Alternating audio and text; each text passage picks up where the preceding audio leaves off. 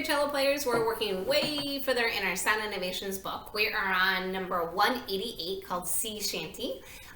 Basically, it's a theme and variations, meaning that there's a melody and then it changes the tune a little bit and changes it again. They change it by adding more rhythm, more different types of bowings, and most importantly, they change the speed. So the first time through, it's andante, which means walking speed. And then the second way is moderato, which kind of means medium or moderate speed. And the last way is fast. It says allegro, which means in Italian to play fast. So here we go. Since we are playing it with the recording, we are going to do the repeats for now. So here we go. Sea Shanty. Sea Shanty.